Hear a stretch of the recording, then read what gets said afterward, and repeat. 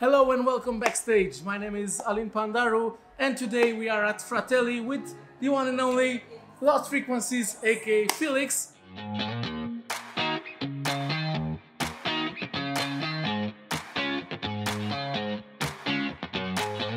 Felix, welcome back to Romania. It's like your sixth time, if I remember well.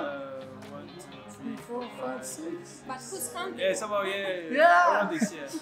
What makes you come back every day at in Romania? First of all, the really big festival, like I told, I'd never seen. And then I did a really cool club in Cluj, and now I'm doing this one tonight here. It's my first time in a club in Bucharest, so I'm really excited. And I love the Romanian crowd. It's just And we pay you a lot of cash. Every time I come to Romania, I have an amazing time. Yeah, with us today is Irina, which is my colleague today. She's a really big fan of yours, and she will ask some of the questions. I'm very curious about you as a DJ, a producer, and also mixing your own songs during the concert. What is the biggest challenge for you to mix your own songs, to even play the synthesizer and everything? To produce or for the DJ set? Both of them. To make the song, it's not really the most difficult part. For me, the most difficult part from when I do a track is when this summer I did a live show when we were 3 guys on stage. So I had a drummer with me, a guitarist, Yes. and I was playing keyboard, so I didn't have a DJ booth. And the hardest part was to make one track that I finished. That sounds really cool, sounds good. To try to make it sound also really cool in the live format. Try to make it sound as electronic dance music, and that was the hardest part I ever had in the whole music process for music. Yeah. Yes, because it sounds very, very cool, and you don't feel the change very, very hard, and you have also the live part, and also you playing, and it's very, very amazing for a fan to see a DJ playing something and also the others. That's why I tried to do this summer. It was really new for me, and it was an amazing challenge, and I put a lot of time in it. So I'm really proud of what we did this summer. What's your favorite part about doing music? Producing or being live with the audience? My favorite part is when I just finish the track and I get to play it for the first times. And see the reactions from the reactions, yeah. Because also for me, it's the first time I'm hearing it in the club, and it's completely different from hearing it in the studio. What was your reaction when you heard your song the first time on the radio? I was pretty crazy. It was Are You With Me? It was a few years ago, and I knew it was in the playlist on the Sundays on the radio in Belgium, and so I was listening to the whole day to the radio, waiting for it, and at some point it came up, and I was like screaming and going crazy, and my 2 brothers too. It was a great moment. What's the weirdest experience you had with a fan? All the experience I had with fans for the moment were always cool experience in some way, because I feel like they do it every time because they're really excited to see me.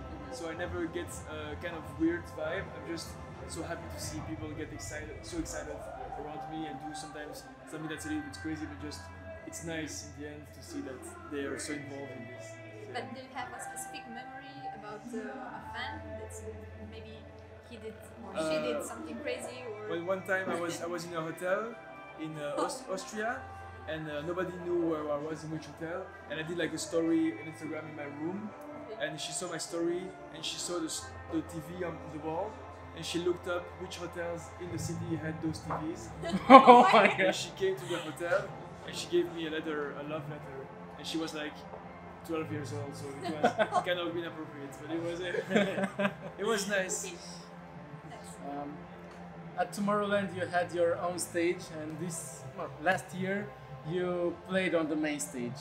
What is the difference and which one is your favorite? On the main stage it's really more prepared, because I have 1 hour and I'm playing in between.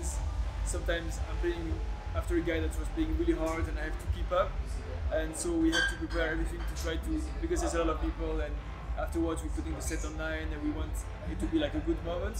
And then on my stage it's more about vibing. I don't really prepare. I just see how it goes, and I'm seeing people, and it's more about the vibe. But it's a crazy experience to be on the main stage. What about Untold? You've been like 3 times, if I remember well. Hopefully to see you again this year. Yes. Or maybe at least at Never See, because you were just announced at Exit. Yes, It's in the same period. I don't know if you can say anything, but hopefully we will see you at Never See this year. What do you think about the Untold crowd? Every time I go to Romania, especially Cluj for Untold, I get really excited, because the first time I was there, I remember I was supposed to play really late, and then one of the DJs cancelled last minute, and I took his place more early in the afternoon, because I was supposed to play from 3 to 4 after Dimitri Vegas and Like Mike, I think, which was for me really hard, because 1, it was late, and 2, it was after Dimitri Vegas Like Mike, which is hard for me. But then I don't know who cancelled anymore, but I get to take his place in the afternoon from 5 to 6 something, and it was amazing. Like, it was really an amazing moment, and that's the memory I have from Untold since then. That was the reason I missed you on the first. because you were lucky because it wasn't Armin, because you had to cover 7 hours maybe. Yeah. That's true. If you were to plan your own festival, what would be the 3 artists that you would book? I would have Flume, for sure. Well, that's a hard one. I would have Flume. I would have Eric Pritz, maybe, and Fischer. Fischer, nice. For the good vibes, yeah. You go to a lot of festivals. I'm a festival guy, and my questions are about festivals. Which festival really blew your mind? You played all around the world. Some festivals are just crazy about the whole setup. We did a festival that was supposed to be in Jakarta, but then moved to Bali. It was called Jakarta Warehouse Project, and they did it in a rock mine. So you know, like they mine the rocks, so it's really straight, steep, and so they put the main stage like in the really steep in the ground, and then that was it was really crazy. It was kind of the mountains, but like really straight, like walls. It was a really special place to be, also in Bali, which is a really cool place, and the vibe was amazing. So yeah. How do you manage to do this touring stuff? You get lost sometimes, lonely. You have, I don't know, friends that you talk with during the... Well, for example, tonight I have a friend with me, coming with me on tour, and then I have Raphael, he's always with me. Tonight my tour manager is not here because he's on holiday, and I don't know, now in 1 week I'm going on tour in the US for 1 month, but I'm just really excited to go there because it's an amazing opportunity to be able to go there and do shows over there and to meet people, so I just get excited. But I always plan time to go back home and to enjoy time at home.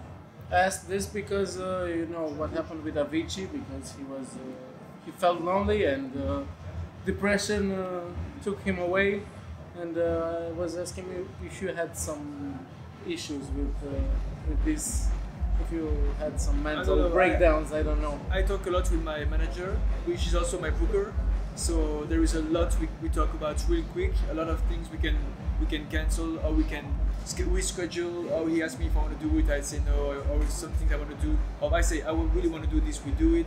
So I have a lot of discussions with him, and so I think that's really important for as a crew to be able to do that. So there's no big pressure. You have to do this, and have 3 shows in 12 hours. No.